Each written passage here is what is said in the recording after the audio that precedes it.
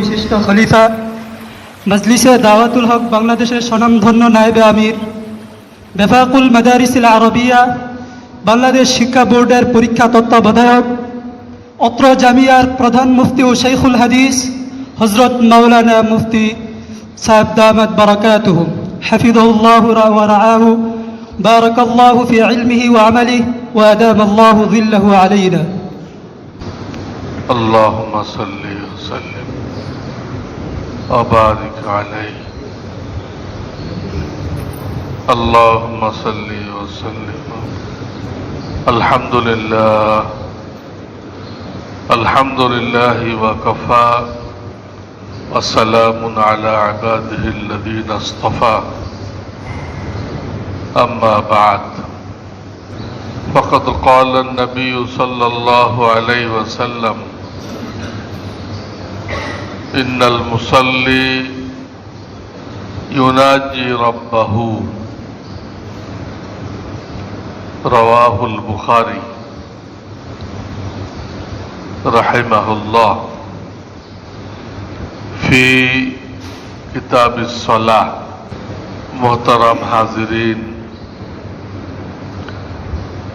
আল্লাহ রাব্বুল আলামিনের অশেষ মেহেরবানি শুকরিয়া যে দীর্ঘদিন পরে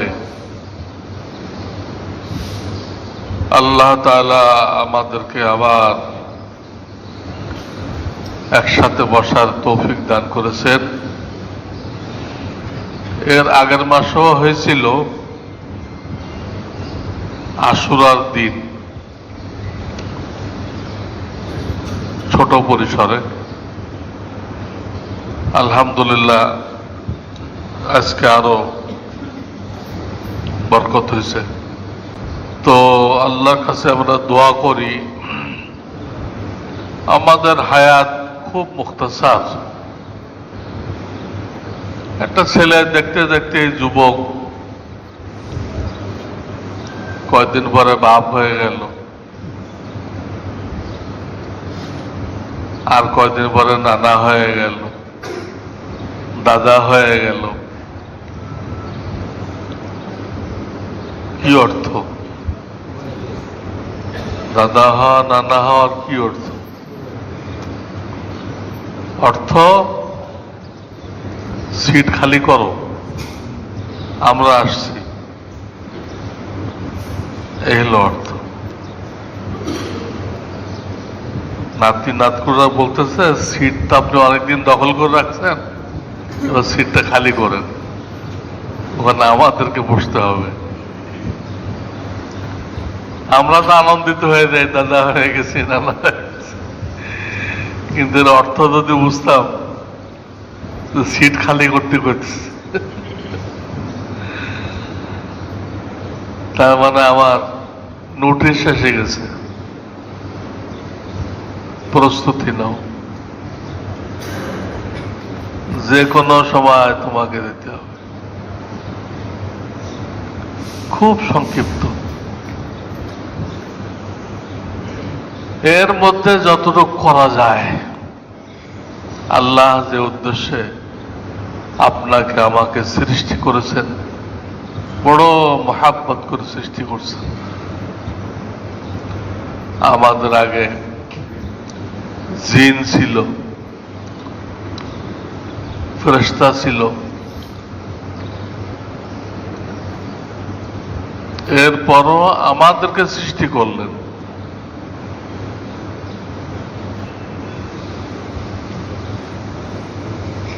কি বোঝা যায়? আমাদের পরে কিন্তু আর কোন মাখলুক সৃষ্টি করেন নাই। কোরআন হাদিসে এমন কোন প্রমাণ পাওয়া যায় না যে আমাদের পরে আর একটা জাতি আসতেছে। আমাদের সৃষ্টি করার পরে আল্লাহর মানসা পুরা হয়ে গেছে, আল্লাহর পরিকল্পনা পুরা হয়ে গেছে। ফেরেশতারা তারা ইবাদত করে, যারা যেটা করতে বলছে করতেছে, তাদের গুনাহ করার কোনো যোগ্যতাই নেই, চাহিদাও নেই, কিচ্ছু নেই।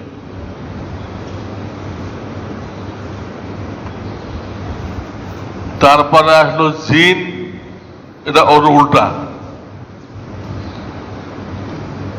এরা আনুগত্যটা বোঝে না, নাফরমানিটা বেশি বুঝে।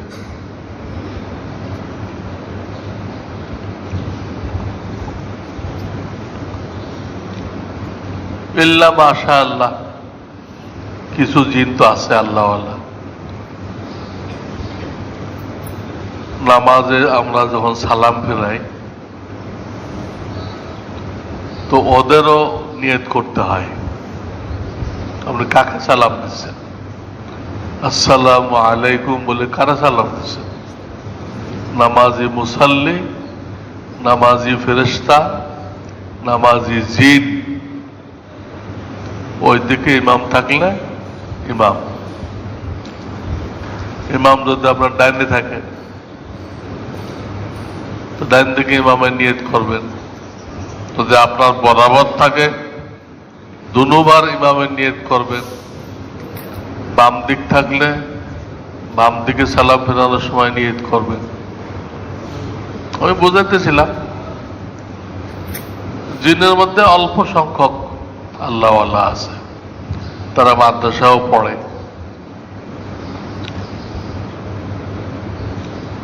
এই মানুষ থেকে এলেম শিখে।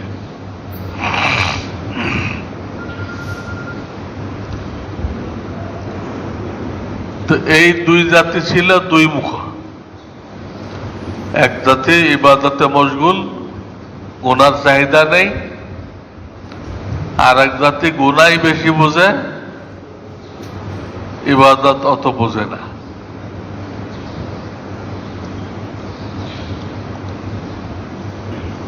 তখন আল্লাহ তাআলা আমাদেরকে নিয়ে আসলেন। আমাদের বৈশিষ্ট্য কি? আমাদের বৈশিষ্ট্য হলো এই যে আমরা গুনার মজা বুঝি। গুনার মধ্যে একটা মজা আছে না, যেটাকে মাওলানা আশরাফ আলী থানভী হাকিমুল উম্মত উনি উদাহরণ দিচ্ছেন।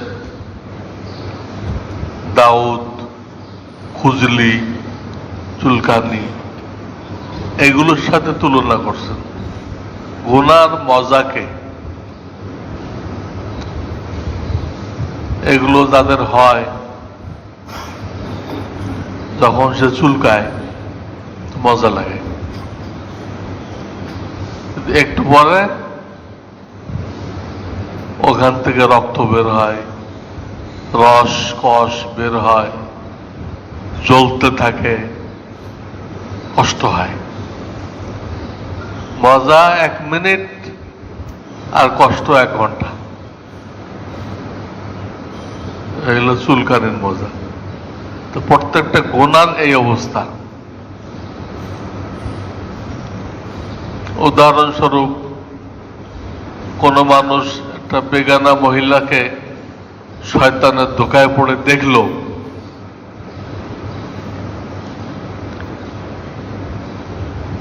হাদিসে আসছে মহিলারা যখন বের হয় তখন শয়তান তাকে পুরুষদের নজরে সুসজ্জিত করে পেশ করে। ও যতটুক না সুন্দরী, আপনি দেখবেন তার থেকে বেশি সুন্দরী। হাদিস। তখন সে কয়েক সেকেন্ডের জন্য আনন্দিত হয়, কি সুন্দর চেহারা। কিন্তু এর পরের থেকে পেরেশানি শুরু হয়, আল্লাহ এটা কি করলাম। আল্লাহওয়ালাদের পেরেশানি শুরু হয়।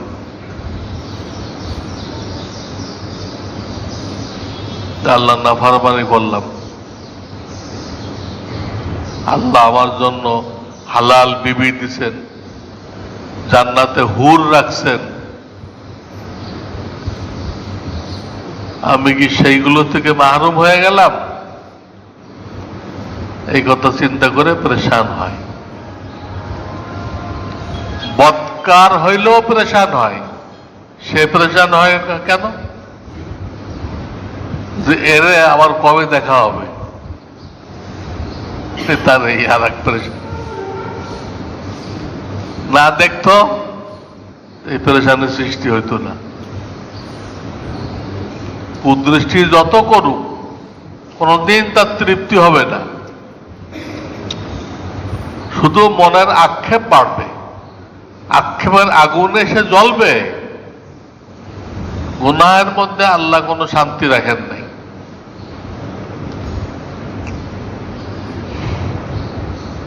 এই জন্য আমাদের সমাজে যে পছন্দ ধরছে,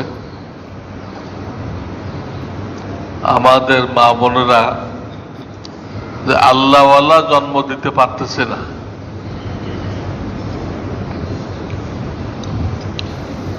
এর কারণ কি?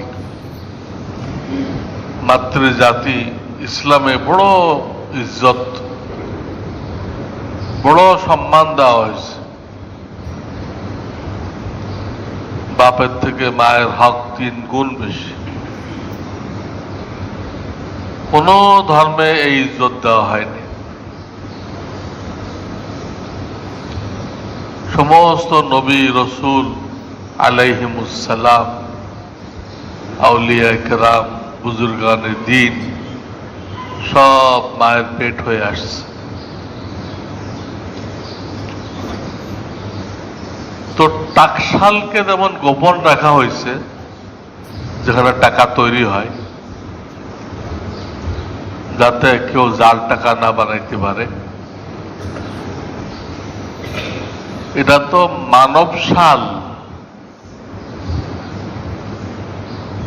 মাতৃজাতির মর্যাদা বৃদ্ধি করার জন্য আল্লাহ তাদেরকে পর্দায় থাকতে বলছেন। যে কোনো মূল্যবান জিনিস ঢেকে রাখা হয়, ওপেন রাখবেন, কয়েকদিন পরে ধুলা বালি পড়ে ওর সৌন্দর্য শেষ। যে কোনো মূল্যবান জিনিস আমরা ঢেকে রাখি।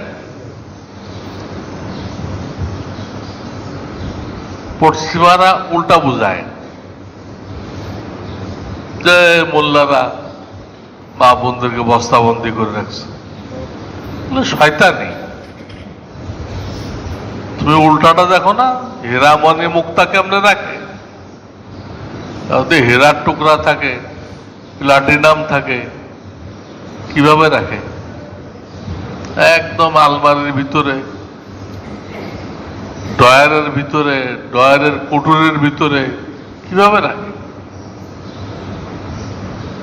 তাদের মর্যাদার কারণে তাদেরকে ঢেকে রাখতে বলা হয়েছে। তারা যদি বাইরে বাইরে ঘোরে আর বখাটে বদ্দিন লোকজন তাদেরকে কুদৃষ্টিতে দেখে, অর্থাৎ চোখের জেনা করে, তো তাদের এই সৌন্দর্য নষ্ট হয়ে যাবে। যেটা স্বামীর হক ছিল, এটা তারা ধরে রাখতে পারবে না।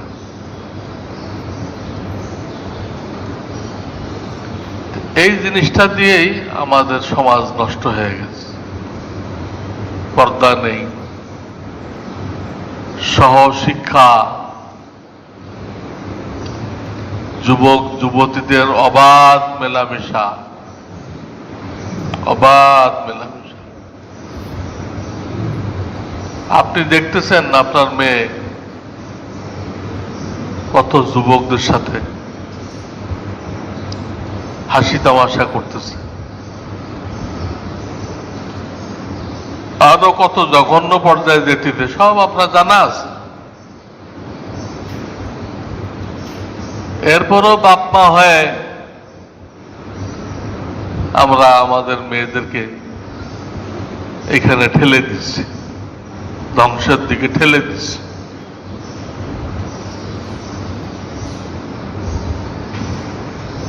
এ কি জন্ম দিবে?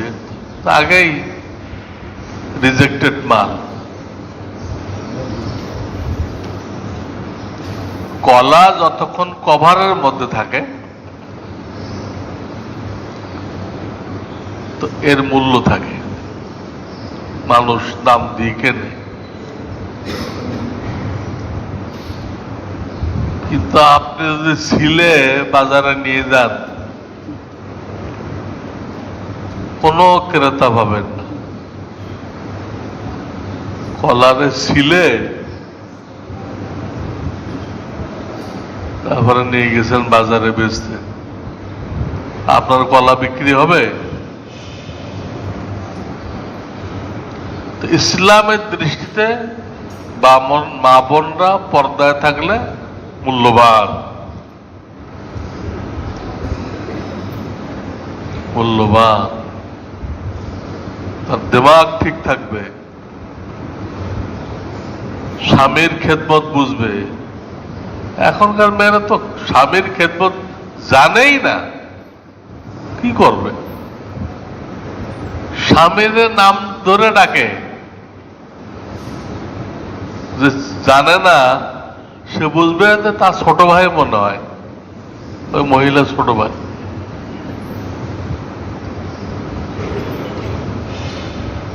অথচ ওটা তার হাজব্যান্ড। হাজব্যান্ডের বাংলা হলো রাখাল। বকরির রাখালকে হাজব্যান্ড বলা হয়।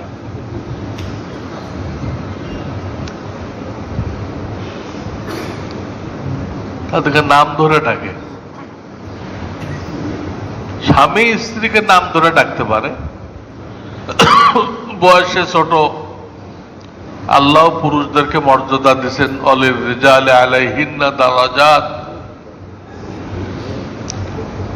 ঠিক আছে, আমাদের প্রিয় নবী সাল্লাল্লাহু আলাইহি সাল্লাম বিবিদেরকে নাম ধরে ডাকছেন, কিন্তু কোন বিবি উম্মুল মুমিনিন প্রিয় নবীজির নাম ধরে ডাকেন নাই। সবাই ইয়া রাসূলুল্লাহ, ইয়া রাসূলুল্লাহ, ইয়া রাসূলুল্লাহ। তাদের স্বামীর যেটা ভালো লকব থাকে এই লকবে ডাকবে। নাম ধরে ডাকা তো জায়েজ নেই।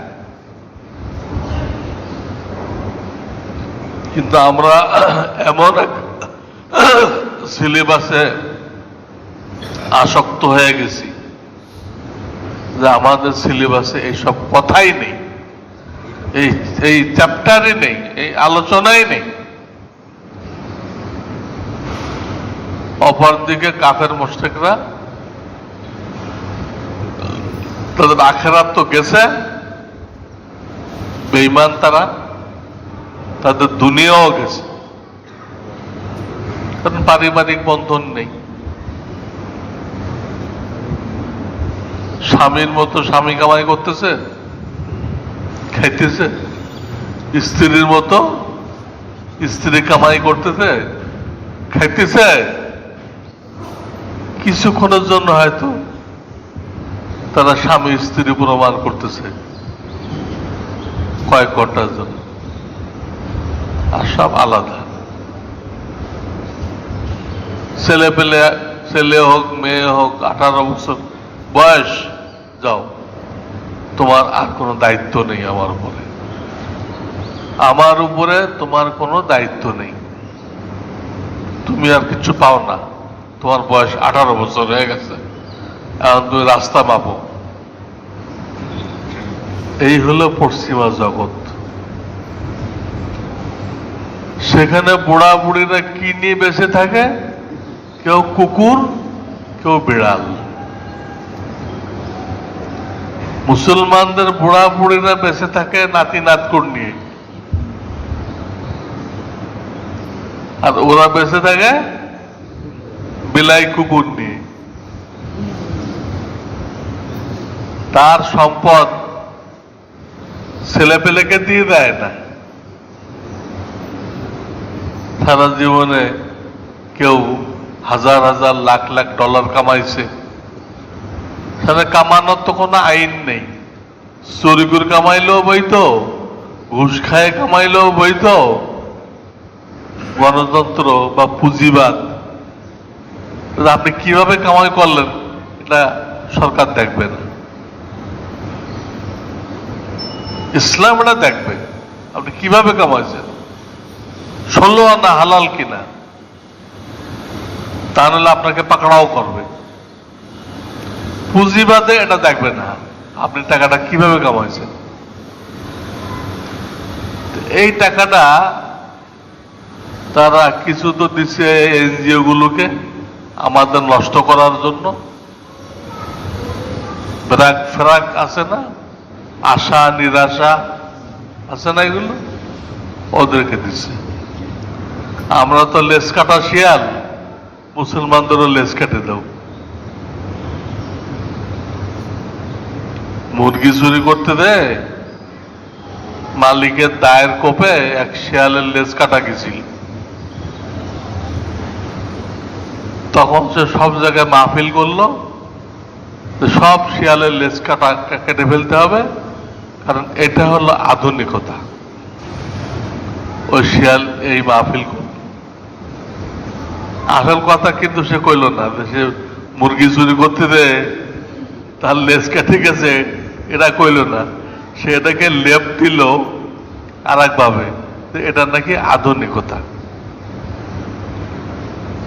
তো অন্য শিয়ালগুলো সরল মনে বিশ্বাস করল। এই হলো আমাদের অবস্থা। ওরা তো ধ্বংস হয়েছেই, আখেরাতেও নেই, দুনিয়াতেও সুখ শান্তি নেই। আর আমরা মুসলমানরা শান্তিতে আছি, বাপ মা বিবি বাচ্চা নিয়ে আমরা শান্তিতে আছি। কাফেরদের দেশে একটা জরিপ হয়েছিল যে কোন কোন দেশ শান্তিতে কত নম্বর সিরিয়াল। তো সেখানে পয়লা কাতারে মুসলমানদের দেশগুলো আসছে। এই জরিপটা কোনো মুসলমান করে নাই, কাফেররা করছে। শান্তিতে কারা আছে, মুসলমানদের দেশের নাম আছে, তার মধ্যে আর বাংলাদেশ মোটামুটি একদম 2-3-এর মধ্যে আছে। লন্ডনতে এটা চালানো হয়েছিল।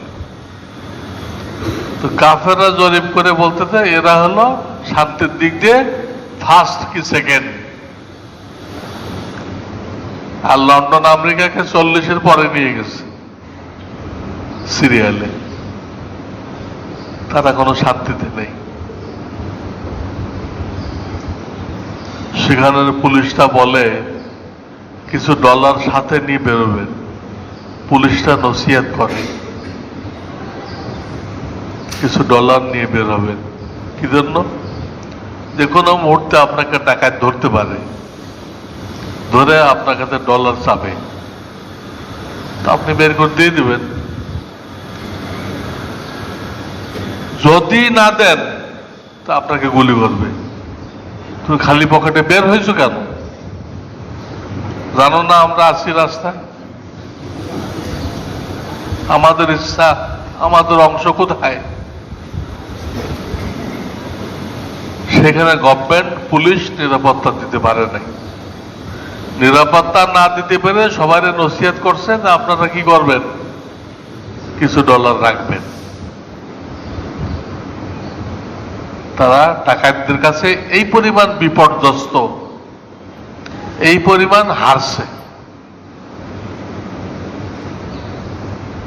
ডাকাতি তো আমাদের দেশেও হয়, কিন্তু এখন এই ঘোষণা করা হয়নি। ইসলামের কারণে আল্লাহ আমাদেরকে শান্তিতে রাখছেন। ইনশাল্লাহ কবরে হাসরও রাখবেন।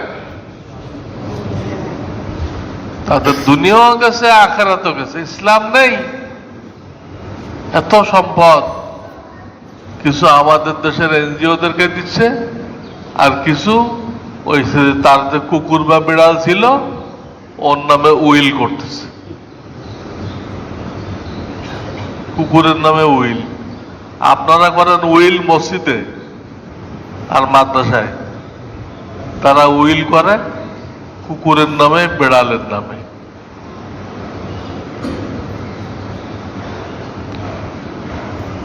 তারপর সে মরে যায়, মরে যাওয়ার সময় কিন্তু কেউ আসবে না, তার ছেলে মেয়ে নাতি নাতকুট।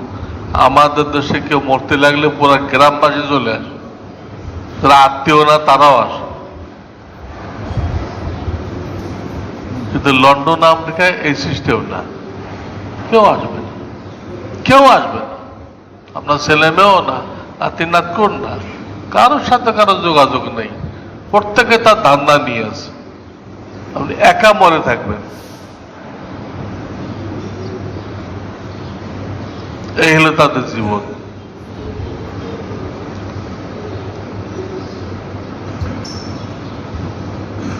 একটা লোক মারা যাইতেছে, কেউ নেই, বোঝে কেমনে? ওই যারা রুটি দুধ দিয়ে দেয় গভর্নমেন্টের পক্ষ থেকে, দেখা যায় কালকেটা রয়ে গেছে, নেয় নেই, বুড়ায় নেয় নেই, তখন বুঝে এই বুড়া মানে মরে গেছে। পুলিশ ডাকে, দরজা ভাঙে, দেয় ঠিকই মরে গেছে। এটা কোনো জিন্দেগি?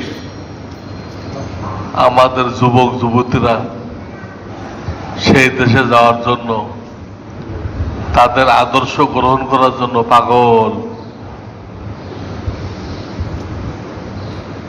গ্রহণ করার জন্য পাগল। এখন যদি আমেরিকা ঘোষণা করে যে সেপ্টেম্বর মাসে যারা আসবে আমাদের আমেরিকাতে, তারা সব গ্রিন কার্ড পেয়ে যাবে, এখানে নাগরিকত্ব পেয়ে যাবে। তা আমাদের এই মজলিসে কয়জন থাকবে এটা আমি বুঝতে পারতেছি। আপনারা লাইন লাগাইবেন, সোনার হরিণ, কিচ্ছু না, ধোকা ধোকা ধোকা। শান্তির ধারে কাছেও নেই তারা। তাহলে সিরিয়ালে আমাদের নাম 1-2 নম্বরে আসে কেন? সিরিয়াল তো তারা করছে। তো আমাদের সমাজ যেসব কারণে পচে গেছে, মুসলমানরা পচে গেছে, তাদের ঘরে এখন আর থানবী পয়দা হইতেছে না, গাঙ্গুহি পয়দা হইতেছে না, নানতবী পয়দা হইতেছে না, খাজা মঈনুদ্দিন চিশতি পয়দা হইতেছে না, নকশবন্দি পয়দা হইতেছে না, সাবেরি পয়দা হইতেছে না, জোনায়েদ বাগদাদি পয়দা হইতেছে না, আবু বকর শিবলি পয়দা হইতেছে না। গোড়া কোথায়? গোড়া হলো নারী পুরুষের অবাধ মেলামেশা। মহিলারা মনে করতে আমরা স্বাধীন হয়ে গেছি, হুজুরা বন্দি করে রাখছিল, এই বেড়া কলরা এসে আমাদেরকে স্বাধীন করে দিচ্ছে। স্বাধীন করছে না আরো বেশি অধীন করছে, এটা বোঝার মতো ঘিলু তাদের নেই। আগে তো তুমি একজন পুরুষের সেবা করতে, স্বামী একজন, এখন তুমি কত পুরুষের সেবা করতেছো? এটা বেলাকার মেয়েকে জিজ্ঞেস করে, তোমার কয়জনের খেদমত করতে হয়?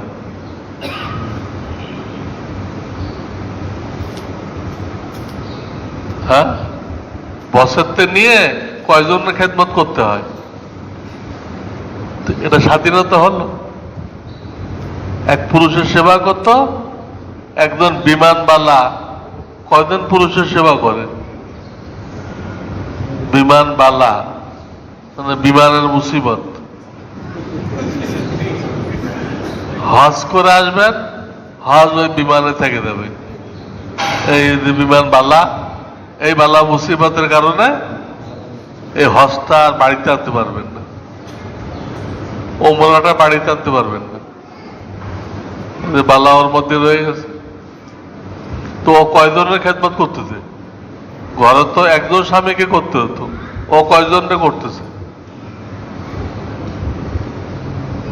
একটা প্লেনে 400-500 লোক থাকে, এক পুরুষের জায়গায় 500 পুরুষের খেদমত করতেছে, আর সেদিকে বলতেছে স্বাধীনতা। দিমাগ কি পরিমাণ নষ্ট হয়েছে! নাউজুবিল্লাহ। আর তাদের স্লোগান শেখানো হয়েছে, দেহ আমার, সিদ্ধান্ত আমার, যাকে ইচ্ছে তাকে দিব।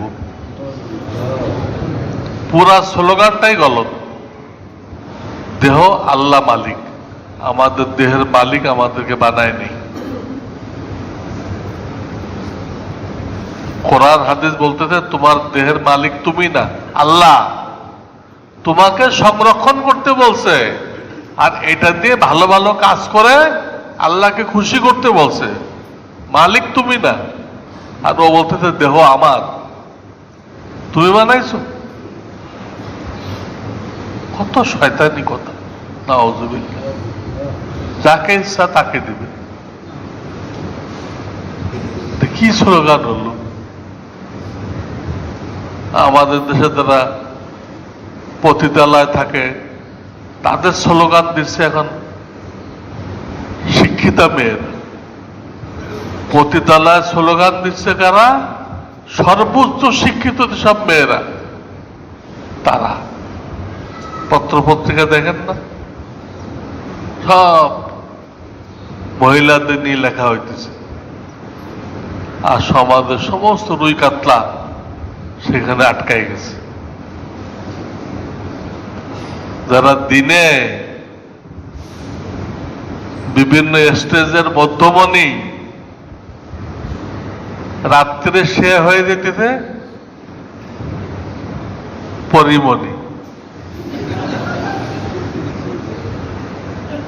দিনে হলো মাহফিলের স্টেজের মধ্যমণি, আর রাত্রে হইতেছে কি পরিমণি। এই হলো আমাদের সমাজ, এই হলো শিক্ষা দীক্ষার সারাংশ। স্কুল কলেজে শিক্ষা দেওয়া হইতেছে তার সারাংশ এই। যালিকা মাবলাগুহুম মিনাল ইলম, আল্লাহ বলছে তাদের বিদ্যার দৌড় এই পর্যন্ত শেষ। তাদের জীবন শেখানো হয়েছে জীবনটা ভোগের জন্য। দুনিয়া আনন্দ লয়, যার মনে যা লয়, এই শেখানো। তাহলে আর বেহেশত কি কাজের জন্য বানাইছে আল্লাহ? বেহেশত কি জন্য বানাইছে? এই জন্য গোড়াটা ঠিক করতে হবে। এটা সরকারের দায়িত্ব। আমরা তো সরকার চালাই না, আমরা অন্তত আমাদের পরিবারকে এইগুলো করি, তাদেরকে কন্ট্রোলে রাখি। নিজের বিবি, মেয়ে, বোন, এদেরকে পর্দায় রাখি। প্রত্যেকে যদি নিজের পরিবারের দায়িত্ব নেয় তো সমাজ পরিবর্তন হয়ে যায়। সরকার তো লাগে না।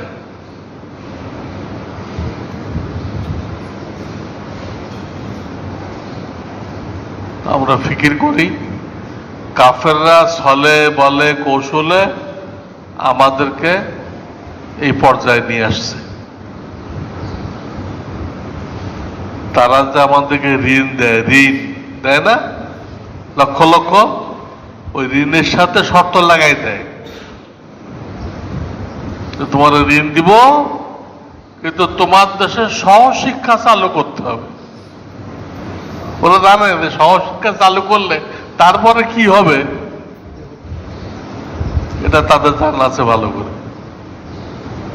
তখন যে মুসলমানদের দেশ থাকবে না, এটা লন্ডন আমেরিকার কলোনি হয়ে যাবে, খুব ভালো করে জানে। এটা বলবে না যে তোমাদের দেশে জেনা ব্যবচার ব্যাপক করো, এটা বলবে না। তো শুনতেও খারাপ। কোঅর্ডিনেশন করো, এটা করতে পারলে সব হয়ে গেল, সমস্ত গুনাহের দরজা খুলে গেল। চাকরিতে মহিলাদের জন্য কোটা রাখো, তো সব গুনার দরজা খুলে গেল।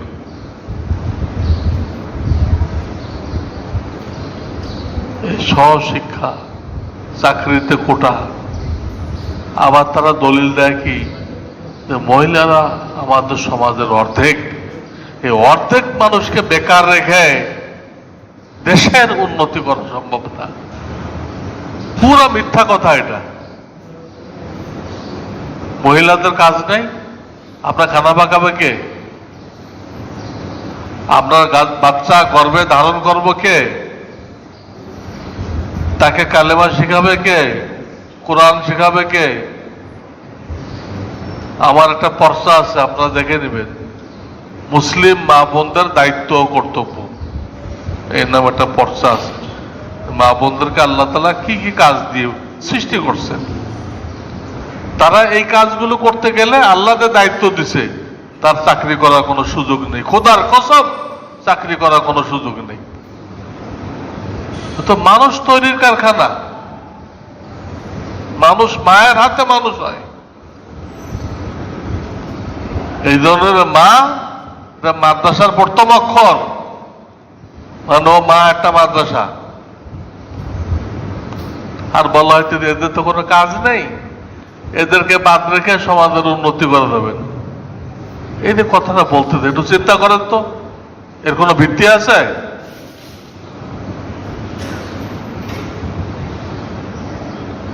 সমাজে লক্ষ লক্ষ শিক্ষিত মানুষ, অশিক্ষিত গুলো বাদ দিলাম, শিক্ষিত মানুষ বেকার।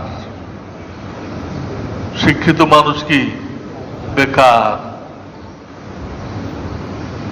গ্রাজুয়েশন করে রিক্সা চালাইতেছে, সিএনজি চালাইতেছে,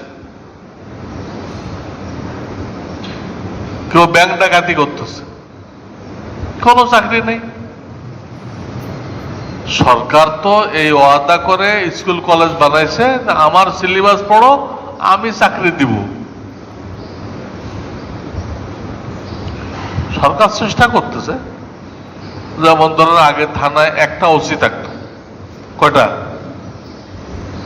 ওসি থাকতো, এখন কয়টা থাকে? এখন একটা থানায় কয়টা ওসি থাকে? 3টা ওসি থাকে। মানে ফালতু বাড়াইছে, কেন এত ছেলে মেলে পাস করতেছে, কই ঢুকাইব? আর কয়দিন পরে 7টা ওসি দিবে, তাও তো চাকরি পাইতেছে না। এই যে লক্ষ লক্ষ পুরুষ বেকার, এগুলোর আপনি কি করবেন? আপনি কইতেছেন নারীদের বাদ দিয়ে সমাজের উন্নতি করা যাবে না, স্যার এই লোকগুলোকে বেকার রেখে উন্নতি করা যাবে? এই লক্ষ লক্ষ যুবককে বেকার রেখে আপনি সমাজের উন্নতি করতে পারবেন?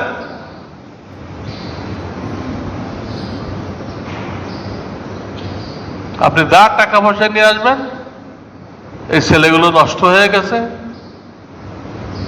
চাকরি পায় নাই, হেরোইনসি হয়ে গেছে, নেশাখোর হয়ে গেছে,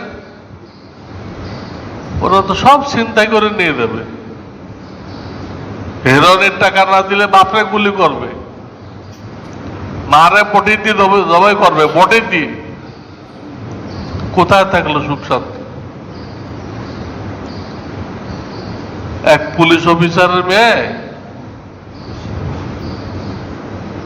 অবৈধ সম্পর্কে জড়ায় বাপরেও খুন করছে, মারেও খুন করছে। এই অবাধ মেলামেশা, এই জন্য আসল জায়গায় হাত দিতে হবে।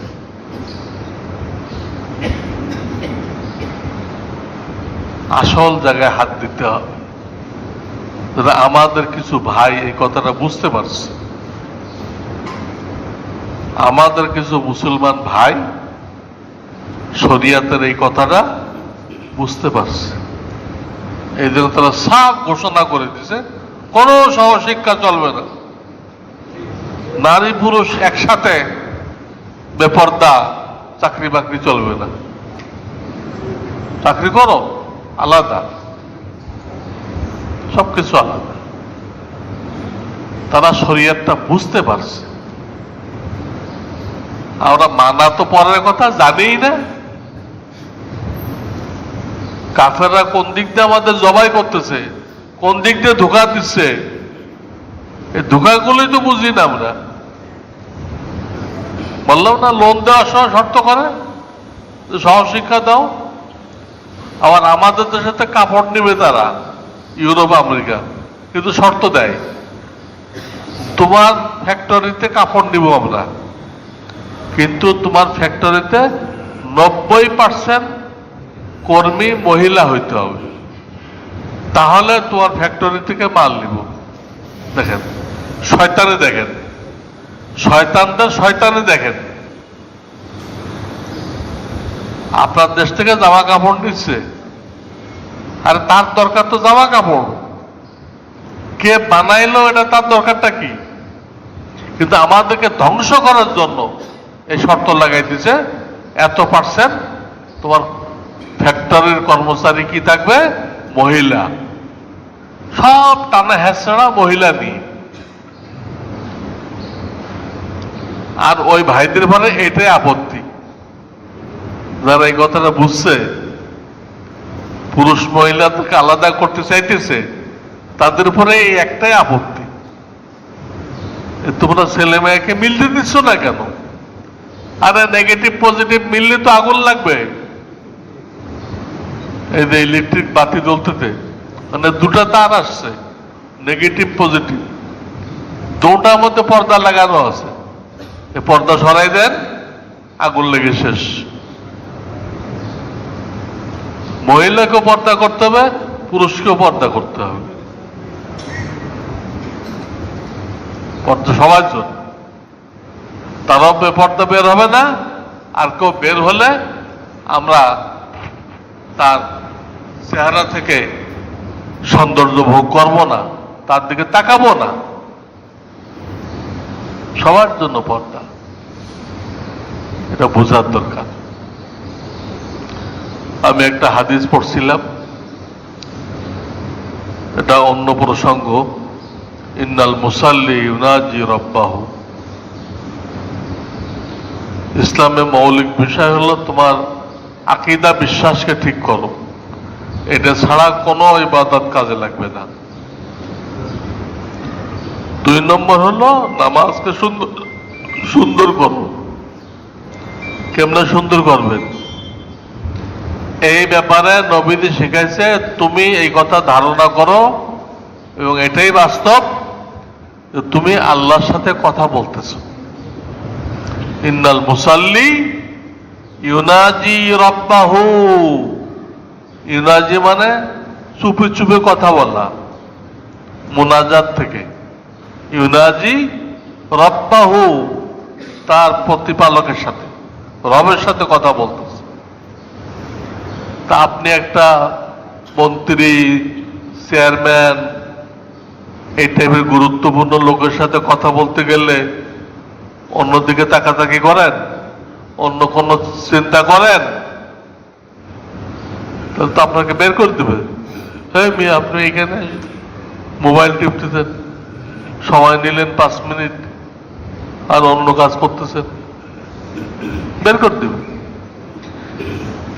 সেইখানে নামাজ মানে আল্লাহর সাথে কথা বলা। আল্লাহু আকবার, এটাকে তাকবীরে তাহরিমা বলে। অর্থাৎ এমন তাকবীর আপনি পুরা দুনিয়াকে হারাম করে দিচ্ছেন। যখন আমার আল্লাহর সাথে কথা হবে, দোকানপাট, ব্যবসা বাণিজ্য সব হারাম এই 5 মিনিটের জন্য। এরপর যদি আপনি আমি দোকানে চিন্তা আরম্ভ করি, তাহলে আল্লাহর সাথে যে ওয়াদা করছিলাম, ওই ওয়াদা ভঙ্গ করা হলো। আর যে ওয়াদা ভঙ্গ করে তাকে বলা হয়েছে মুনাফিক। কাজে আমরা যখন নামাজের নিয়ত করব, এই হাদিসটা খেয়াল করব, নামাজের মধ্যেও মনে করব। কোন হাদিস? ইন্নাল মুসাল্লি ইউনাজি রব্বাহু। বলেন, ইন্নাল মুসাল্লি ইউনাজি রব্বাহু। ইন্নাল মুসাল্লি ইউনাজি রব্বাহু। বুখারী শরীফের হাদিস, বুখারী শরীফের হাদিস। এইটা যদি নামাজের আগে নামাজের মধ্যে আমরা খেয়াল করতে পারি, তাহলে আমাদের নামাজ জানদার হবে। যে নামাজ দুনিয়াতেও শান্তি দিবে, কবরও আযাব থেকে হেফাজত করবে, হাসরের ময়দানও ডাইন হাতে আমলনামা নিয়ে আসবে। নামাজকে সুন্দর করতে হবে। হাদিসে আসছে নামাজকে যে সুন্দর করলো, মান আকামাস সালাহ ফাকাত আকামাদ দ্বীন, সে কেমন যেন পুরো দ্বীনকে, পুরো ইসলামকে সুন্দর করলো। এটা গোড়া। ইমানের পরে গোড়া কি? নামাজ।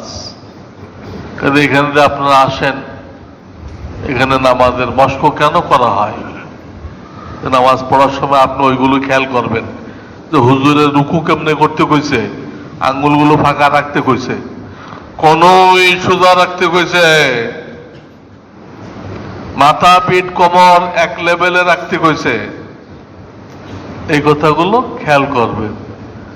সিজদার কথা খেয়াল করবেন, তাহলে আপনার মন এদিক ওদিক যেতে পারবে না। তখন কোরআনের ওই আয়াত বাস্তবায়ন হয়ে গেল, কদ আফলাহাল মুমিনুন আল্লাযীনা হুম ফি সালাতিহিম খাশিউন। ওইসব মুমিনরা কামিয়াব হয়ে গেছে যারা খুজুর সাথে নামাজ পড়ে। 18 পারার প্রথম লাইন, 18 পারার প্রথম লাইন। যে কোনো মুমিনকে কামিয়াব বলা হয় নাই, খুজুর সাথে যারা নামাজ পড়ে। এই খুজু আসবে কেমনে? এই হাদিসটাতে বললাম, ওটাও মনে রাখতে হবে। আর প্রত্যেকটা জায়গায় যে ওইখানে সুন্নত কি ওটা খেয়াল করতে হবে। আর যা কিছু পড়বেন মুখস্থ জোরে পড়বেন না। মুখস্থ জোরে সূরা পড়া যায়, খেয়াল করা লাগবে না, কিন্তু আপনি ওইভাবে পড়বেন না। আপনি খেয়াল করে করে পড়বেন। আমি এখন বলতেছি মালিকি ইয়াউমিদ্দিন, আমি এখন বলতেছি ইয়্যাকা না'বুদু ওয়া ইয়্যাকা নাস্তাঈন। খেয়াল করে করে বলবেন, মুখস্থর জোরে না, যা পড়বেন খেয়াল করে। হাদিসে আর একটা কথাও আসছে, তুমি নামাজ পড়ার সময় মনে করবা হইতে পারে এটা আমার জিন্দেগির শেষ নামাজ, হইতে পারে এটা আমার জিন্দেগির শেষ নামাজ, আমাকে আর চান্স দেওয়া হবে না। তো যে নামাজটা নিয়ে আমি আল্লাহর সামনে যাইতেছি, এই নামাজটা সুন্দর হওয়ার দরকার না? কি বলেন? তখন সুন্দর করাটা ফিকির পয়দা হবে। সল্লি সলাত মুয়াদ্দিন, হাদিস, সল্লি সলাত মুয়াদ্দিন, যে দুনিয়াতে বিদায় নিচ্ছে, সে যদি 2 রাকাত নামাজ পড়ার চান্স পায়, কেমনে পড়বে? ওইভাবে পড়ো। আল্লাহ তাআলা আমাদেরকে তৌফিক দান করেন।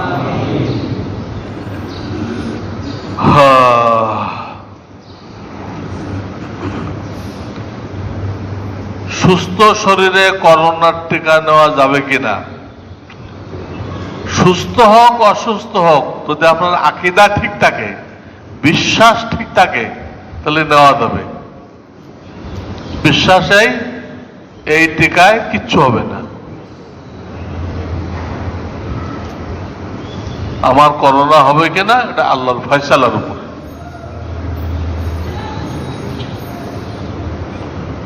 যেহেতু নবীজি কইছেন, তোমরা সাবধানতা অবলম্বন করতে পারো, চিকিৎসা নিতে পারো, সেই হিসেবে দিচ্ছি।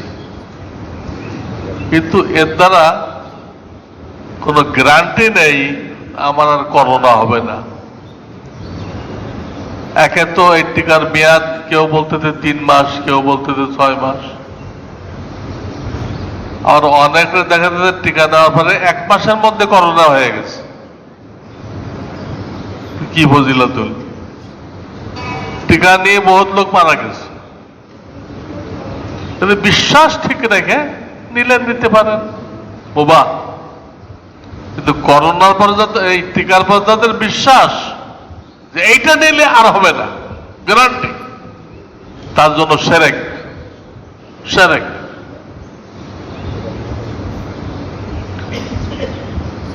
আমার মামা বললেন মহিলারা ওয়ারিশ হিসেবে মূল বাড়ির কিছুই পাবে না। এবার কি, বাপে যা কিছু রেখে গেছে প্রত্যেকটা জিনিসের মধ্যে তার ছেলে মেয়ে সবার সমান হক, হ্যাঁ বন্টনের মাধ্যমে আলাদা হবে। প্রথম হকটা সবকিছুর মধ্যে, বাপের চশমার মধ্যে ছেলেরও হক মেয়েরও হক, বাপের জুতার মধ্যে ছেলেরও হক মেয়েরও হক। তাহলে বাড়ির মধ্যে পাবে না, তারা পাবে। হ্যাঁ, বন্টন করার সময় আপোষ বন্টন করা হয়, তাতে মেয়ে যতটুক পাইবে হয়তো নগদ অর্থ দিয়ে তাকে ওটুক দিয়ে দেওয়া হলো, ঘরটা ভাইদের থেকে গেল। কিন্তু ঘরে তার যে হিস্সা ছিল তার টাকা তো আপনি তাকে দিয়ে দিছেন, ঘরের টাকা তো আপনি বোনকে দিয়ে দিছেন, দিয়ে না আপনি ঘরের মালিক হইতেছেন। তাহলে ঘরে তাদের দাবি নেই কেন? সবকিছুতে দাবি আছে, তা গলত কথা।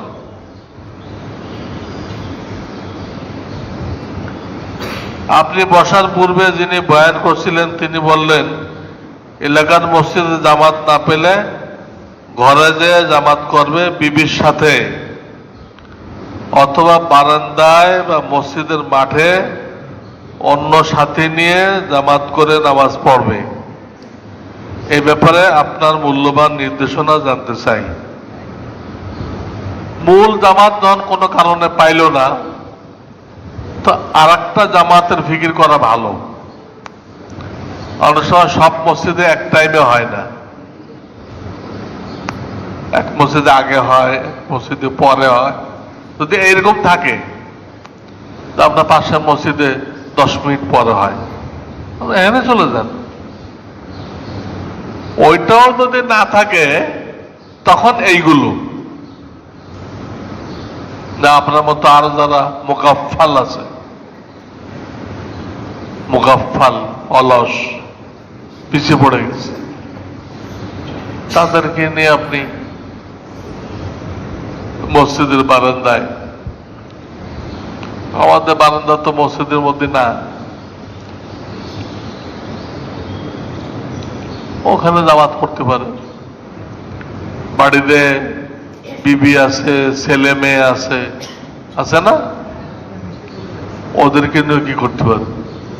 জামাত করতে পারেন। আমাদের বিল্ডিং গুলো তো ইসলামী নকশার উপরে হয় না। ইসলামী নকশায় ঘরের ভিতরে এক তো প্রত্যেক রুমের সাথে বাথরুম থাকতে হবে, উজুখানা টয়লেট থাকতে হবে প্রত্যেক রুমের সাথে।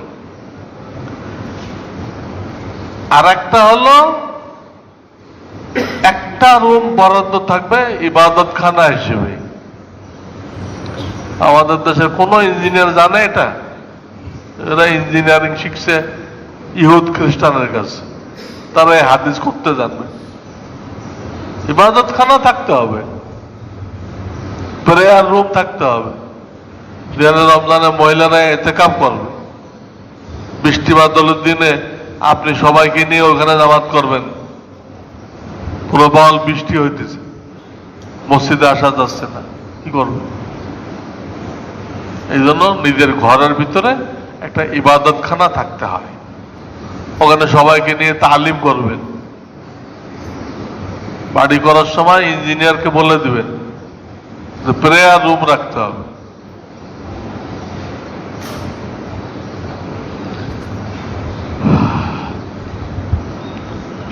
জামাতে ইমাম সাহেবের বরাবর পিছনে দাঁড়ানো ব্যক্তি কি অন্যদের থেকে বেশি সওয়াব পাবে?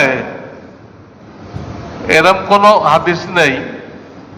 আছে পয়লা কাতারে সওয়াব বেশি হয়, সেটা আবার যারা ডাইন পাশে দাঁড়ায় তারা একটু বেশি পায় বাম পাশের তুলনায়, এতটুকু আছে।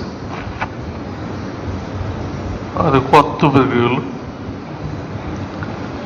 জাকাতের টাকা বিকাশের মাধ্যমে পাঠাইয়া দিলাম যে অমুককে দিয়ে দাও, কিন্তু দেওয়ার আগেই বিকাশ অ্যাকাউন্ট চুরি হয়ে যায়, জাকাত আদায় হবে কিনা? না। গরিব টাকা পাইল, চুরি হয়ে যায়। আমাদের এক হুজুরের অ্যাকাউন্টে 20,000 টাকা আসছে, পিছন দিয়ে একটা ফোন আসে, হুজুর আমি তো একজনের কাছে 20,000 টাকা পাঠাইছিলাম, ওটা ভুলে আপনার অ্যাকাউন্টে চলে গেছে,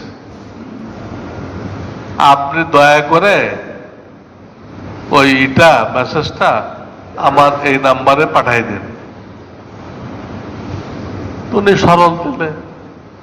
সরল দিলে ওই নাম্বারে পাঠাই দিছে। বুঝেন না আমার কথা? কিছুক্ষণ পরে মূল যে মালিক সে ফোন দিছে, হুজুর আপনার নামে 20,000 টাকা পাঠাইছি আমি, এটা রহমানী মাদ্রাসার নির্মাণ ফান্ডে দিয়ে দিবেন। ইন্না লিল্লাহি ওয়া ইন্না ইলাইহি রাজিউন। আপনি কইতেছেন রহমানী মাদ্রাসার নির্মাণ ফান্ডে দিতে, আর একজন ফোন করে কইল সে ভুলে এখানে পাঠাই দিছে, আমি তো তার ওখানে পাঠাই দিছি। এইগুলো বিকাশ যারা পরিচালনা করে ওখানে কিছু টাউটার আছে, টিউটার না টাউটার, তারা তো দেখে কার অ্যাকাউন্টে কত টাকা দিতে, ওই টাকাটা কিভাবে নেওয়া যায় এর জন্য তারা ফন্দি ফিকির করে। প্রায় লোক ওই ফন্দি ফিকিরে ধরা খেয়ে দেয়। আপনার তো যদি কেউ আরো ফোন করে ভুলে গেছে, আপনারা সাথে সাথে দিবেন না, ভাই আমি একটু খোঁজ খবর নিয়ে দেখি, না আপনি পাঠাইছেন না কে পাঠাইছে একটু যাচাই করে নি। আর কোনো মালিক না বের হয় আমি এক সপ্তাহ দেখি, পরে আপনার অ্যাকাউন্টে পাঠাবো। আগের তো এই কাজ করবেন না। বুঝাইতে পারছি? বিকাশের টাকা আসলো, আরেকজন দাবি করলো, আপনি তার নাম্বারে দিবেন না, ও তো ধোঁকাবাজ। আল্লাহ ধোঁকাবাজদের ধোঁকা থেকে আমাদেরকে হেফাজত করেন। হাদিসে আছে যে ধোঁকা দেয় সে আমার উম্মত না, মান গসানা ফালাইসা মিন্না। সামনে আসতেছে রবিউল আউয়াল মাস,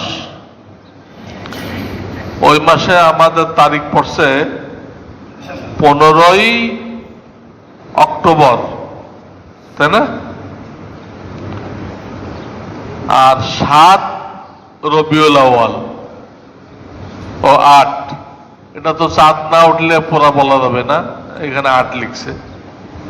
8 রবিউল আউয়াল 15ই অক্টোবর। যদি কোনো কারণে এই রাস্তা বন্ধ হয়ে যায়, কিন্তু কাজ শুরু হয়ে গেছে, তো ধরেন পিচ ঢালাইয়ের কাজ শুরু হয়ে গেল, এখানে আসা মুশকিল, এরকম যদি হয় তো এটা আমি অগ্রিম বলে রাখতেছি। আল্লাহ তো 20 বছর আল্লাহ কাছে কান্নাকাটি করার পরে আমাদের রহমানী ভবন আল্লাহ আমাদেরকে ফেরত দিছে, আর দখলদারকে, অবৈধ দখলদারদেরকে আল্লাহ বিতাড়িত করে দিচ্ছে। বুঝছেন? 20 বছর লাগছে। আমেরিকা যখন ঢুকছিল এরাও তখন ঢুকছিল, আর আমেরিকা যখন বিদায় হয়েছে এরাও কি হয়েছে, 20 বছর। এই বিল্ডিং আল্লাহ তাআলা আমাদেরকে মিলাই দিছে, আলহামদুলিল্লাহ। তো ওই বিল্ডিং এর 4 তলা তো পুরা খোলা, এই মসজিদের মতো বিশাল জায়গা। কাজে রাস্তা যদি বন্ধ হয়ে যায় তাহলে আপনারা বুঝবেন যে দাওয়াত তলবের প্রোগ্রাম মূল ভবনের 4 তলায় হবে। একটু খোঁজ খবর নেবেন রাস্তার কি অবস্থা। রাস্তাটা তো 5-6 মাসের মধ্যে ইনশাআল্লাহ কমপ্লিট হবে। এটার জন্য আমি অনেক দৌড়াদৌড়ি করছি, মেয়রের কাছে গেছি, তো আল্লাহ মঞ্জুর করছেন, কাজ শুরু হয়ে গেছে। তাই ইনশাআল্লাহ সৎকার জারিয়ে হবে আমার জন্য। শুধু এই মেন রাস্তা থেকে মাদ্রাসা পর্যন্ত এটুকু আমি দরখাস্ত করছিলাম, তো দোয়া করবেন। সুবহানাল্লাহ ওয়া বিহামদিহি।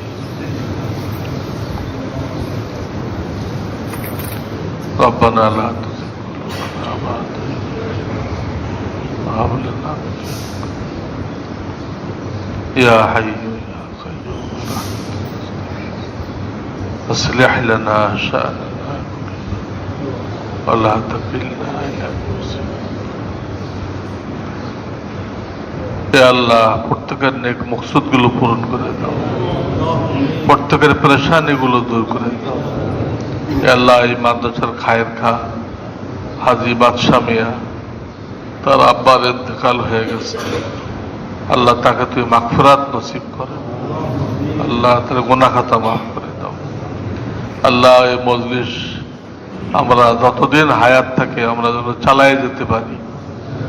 আল্লাহ, আমাদেরকে এই বুঝ দান করো, এই হায়াত তোমার ইবাদতের জন্য, তোমার দ্বীনের সাহায্য করার জন্য, অন্য কোনো উদ্দেশ্য না। আর সব আনুষঙ্গিক তোমার ইবাদতের জন্য, তোমার দ্বীনের সাহায্য করার জন্য, যে যেদিকে পারে তোমার দ্বীনের সাহায্য করার জন্য। আল্লাহ, আমাদের হায়াতকে এই মৌলিক কাজে ব্যয় করার তৌফিক দান করো। সুবহান রাব্বিকা রাব্বিল ইজ্জাতি আম্মা ইয়াসিফুন ওয়া সালামুন আলাল মুরসালিন আলহামদুলিল্লাহি রাব্বিল আলামিন। আমিন। জাযাহুল্লাহু আহসানাল জাযা। আল্লাহ তাআলা হযরত